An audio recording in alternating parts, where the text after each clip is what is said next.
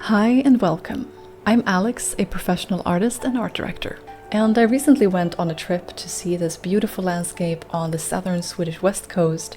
And today I'm just sharing a casual sketching video inspired by all the things that I saw on this trip. My focus or goal for this sketching session was to sort of focus on trying to keep my art stylized, because often I have the struggle that when I paint from real life or photo references that I get really caught up in how it actually looks, and I just get sort of a tunnel vision in on how it looks and portraying it that way, and I forget sometimes about keeping it stylized and keeping it aligned with the style that I'm actually trying to do or that I want to do. And so in this sketching session, I just really wanted to focus on that particular thing, on actively focusing on keeping it stylized and not just drawing what I see. The materials that I'm going to be using today is mixed media. I'm starting out with some watercolor and a brush pen, and I'm also going to be using later on some gouache paints, some colored pencils, and a little bit of ink as well. I have the reference photo there up to the top left, and I wouldn't say it's a particularly interesting photo. It's a little bit unclear what you're looking at. Everything just sort of blends into this big green mass. But I think that's also why I chose it, because I wanted to see if I could take this somewhat mundane photo and to just see what would happen with it when I explore it in my own art style. I like to use very strong, clear shapes. And so what I'm doing is I'm looking for sort of big lines or shapes in the photo that I can then exaggerate in my art, while of course taking a lot of artistic liberties. As you can see, I'm working with all sorts of different colors that you can't necessarily see right away if you look at the photo. You'd sort of have to zoom in and look at all of the nuances of different shades of greens and yellows and browns. And that's sort of what I'm taking the inspiration from here. The art that I'm creating is actually very, very loosely based on the photo. I don't think that you would necessarily look at the art and immediately recognize the photo. And that's also because I'm making a conscious effort to not just copy a photo. I'm trying to create something more unique and personal from a photo or based of a photo, but I'm not trying to replicate it in any way. And it just brings my thought to this rule that often gets brought up. I don't know if you've ever heard it, but back when I was in art school, they would teach this 20/80 method or something, where basically the point is that you're supposed to be looking at the thing you're trying to draw 80% of the time and only 20% of the time at the paper. But I found that when working stylized, that really doesn't work very well, because you're not trying to draw things exactly as they are. You're trying to base something off of reality, but you're not trying to create an exact replica of reality. So that's just a fun little side note. If you're a stylized artist, maybe don't listen too closely to that rule, because it's not necessarily going to help you when you're trying to create your own style, your own art. There is definitely a time and place for it. Essentially, if you're trying to learn how to portray something, if you're trying to learn how to draw something realistic, that is really, really good advice. And it's also, I suppose, good when you start out, when you're just like exploring art and your own expression. But I don't think that it's necessarily a universal rule that works for everything that you're ever going to be doing. I certainly find that it doesn't work very well for me when I want to work stylized and I'm drawing from real life or a photo. What I find actually works for me is to just know your style. You need to be familiar with every aspect and every angle of it. And to get really familiar with your style, you just need to explore. Use your sketchbook. Try different things. Get familiar with, what does a tree look like in my style? What does a rock look like? How do I draw water? What does a character look like? Figure out what textures are part of your style. And to find these answers, you are going to have to make a lot of experiments, and a fair amount of them are not going to turn out to be something that you want to be part of your style, but it's a necessary stepping stone for you to find your style. And I actually find that to be one of those funny, interesting things about sort of the difference between stylized art and realistic art. I always grew up thinking that when you are able to draw things perfectly realistic, that's when you've sort of mastered art. And I reached that point pretty early on when I was in art school, and I just reached this point of like, okay, I can draw realistic. what now? And that's where I really started to go into more stylized art, because on the one hand, it's not easy to draw realism, I'm not saying that, but when you draw stylized, you essentially need to invent a whole universe. You can't just look at a reference photo or a model or still life and know exactly what to draw. You need to invent every single aspect of your art when you draw stylized. And when you think about it, it is actually a massive chunk of work to explore and invent essentially a whole universe, a visual universe, where you know exactly what people and animals and nature and architecture looks like in a particular style. Because you can't just look at a reference photo. That's not really going to help you. It can inspire you, but at the end of the day, you need to invent what your style or what your world looks like when you are a stylized artist. And it's actually taken me quite some time to find my style. I've tried so many different things over the years. I've tried anything from realism to hyper stylized silly comics. But I also don't see where I am as a sort of final destination. I feel like I always grow and change over the years, and it's not something that you just stop and reach the goal. It's something that continues to change along with you. Every year I see changes in myself and in my art. There are new themes and interests that pop up, different ideas, new sources of inspiration, and personal breakthroughs. Just as I change as a person, so does my art style. And it's sort of fun to think of it as this companion who is just walking beside me throughout life, changing and evolving alongside me. And if there's one thing that I would really like to pass on to other artists and creatives just like you, it is that you shouldn't rush to find your art style. There's a lot of advice and emphasis on how to find your own style, how to define your brand as an artist. But if you're rushing to find your art style right away, even though you're still young or you're just starting out, you're missing the entire journey of finding your way to your style. You're missing out on trying things until you find what you actually like. I can't imagine to have found the one and only art style when I was 18 and to still be in that style today. I've changed massively as a person and as an artist, and I just can't imagine still using the same style and still being interested in the same thing today. So if you're an artist and you're just kind of stressing out about finding your style or how to stay consistent in your style, don't rush it. Give yourself some time, enjoy the journey, as cliche as that sounds, but there really is something to it. Think of it as if you're looking to buy a house or something that you're going to spend a lot of money on it. You wouldn't necessarily rush to buy the first thing that is available. You would want to check your options a little bit. And it's kind of the same with art style. Try different things, see what you vibe with, figure out the things that you like and that you don't like, and let your style develop as you grow.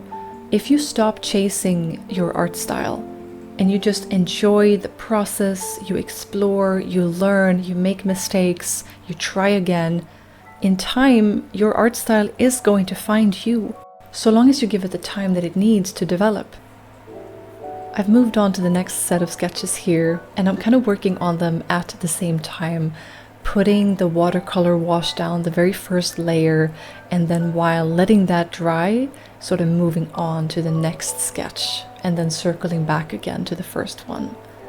I spent a lot of time on the beach on this trip, and there was such beautiful rock formations. The waves were amazing. There was this big splash that I actually caught on camera here. You can see it in the reference photo where the water just splashed up really tall and just sprayed me with salt water. And I remember looking at the color of the water, the shape of the waves, and I felt just really inspired to try and capture that. I think this sketch in particular was maybe the one I struggled with the most. I sort of ended up struggling with that same old thing that I described before of looking too closely at the reference and maybe getting a little bit too realistic than I would have liked. I think if I'd actually tried drawing at the location, it would have been quite the struggle because it was very windy and my sketchbook would have probably been sprayed with all this salt water, and I was also sitting pretty far up on a cliff, so it wasn't necessarily a safe location to just sit and get too relaxed and sketch. My intention was initially to sketch on location, but I found myself so awestruck by the environment, by the nature, that I just wanted to be present in the moment and experience the place.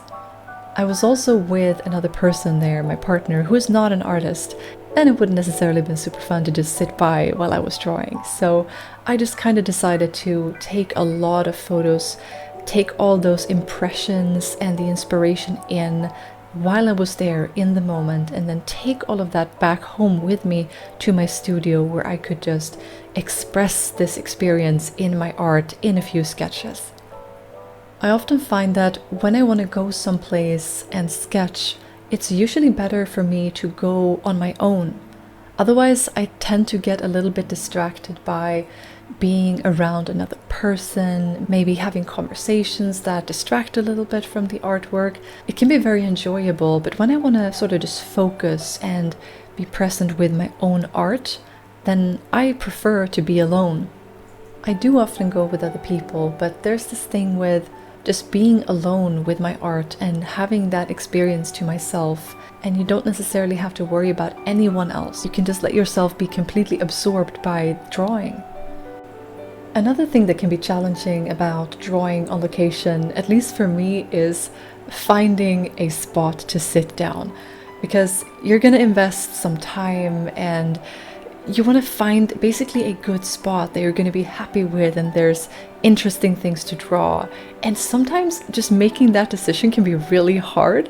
It's almost like a small amount of paralysis where there's so many options, everything looks good but also not perfect. And oftentimes I find myself just choosing something, anything, almost at random. Because often I find that once I do sit down, once I pull out my sketchbook and my art supplies and I start looking around in the place that I'm sitting, I will always find something, some small composition or something that just captures my interest, no matter where I sit down. But that might not be something that I immediately see when I walk by and I'm just looking for a spot to sit down. If that's something that you also struggle with, it could be a good idea to try something like looking for smaller things, not necessarily looking at like the big vista or the view, the large composition. You might want to zoom in to a few smaller things, just like I'm doing in these 3 sketches here. I chose to zoom in on this cairn and a couple of rock formations because maybe the entire view wasn't super interesting, but you can find little compositions, smaller compositions in everything. This part of the sketching process right here is probably my favorite. It's where everything is sort of starting to come together and I can be a little bit more creative with my textures and my colors. I can improvise with patterns and different medias and just take that very clear step away from the reference and create something more unique and personal to me. Another thing that can be challenging with sketching on location is having people around you. And it can be challenging in different ways to different people. Obviously, there's the factor that some artists find it very difficult to have people around them when they're painting because maybe they're afraid that somebody's watching or ties into some kind of performance anxiety. But it can also be difficult because sometimes when people pass by and see that you're drawing, they sometimes like to go and strike up a conversation. And although that's not an inherently bad thing in any way, it does pull you out of your focus. You might be aware that somebody is circling or that they really want to go up to you and talk to you, and that can be distracting in itself.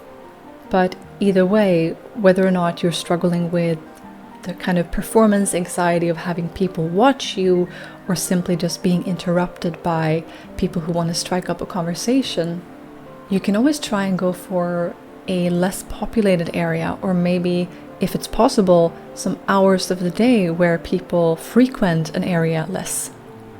Personally, back in the day, I did used to think it was very uncomfortable to have people watching when I was doing my art, mostly because I didn't really want to be watched while drawing.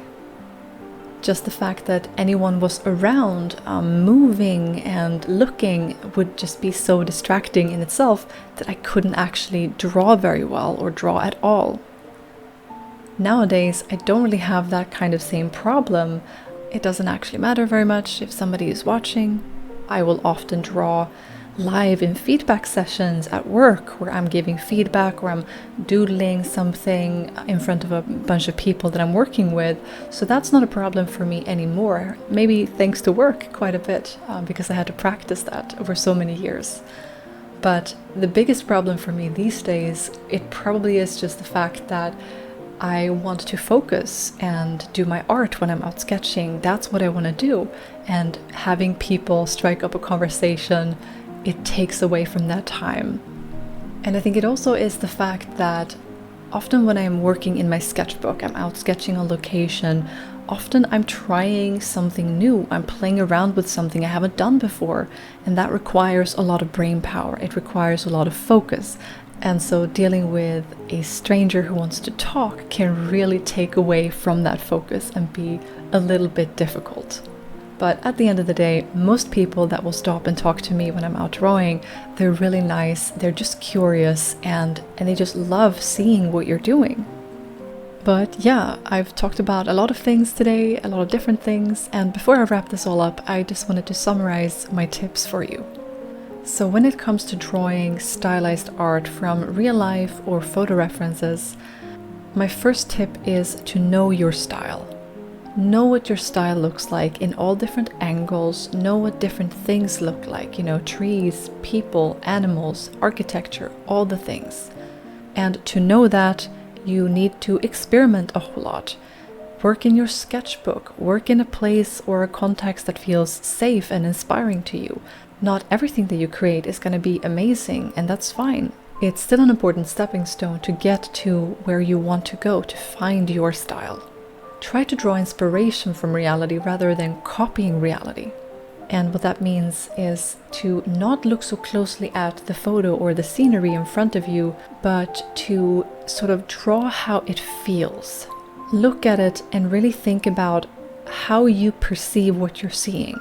Is it tall? Is it small, heavy, or colorful? Whatever you're picking up, lean into that and draw what it feels like to you. You can also try and exaggerate quite a bit, because these things that we will pick up, the size or the colors or weight or shape, in reality they're often quite subdued. So when you draw stylized art, really exaggerate the things that you notice. Make it stand out. Hopefully this was helpful to you in some way. Either way, I'm just glad that you're here spending time with me. Thank you so much for watching all the way until the end and for letting me share my trip with you through these sketches. I've had a great time today and I hope you did too. So have a good one, take care, and I will see you in the next video.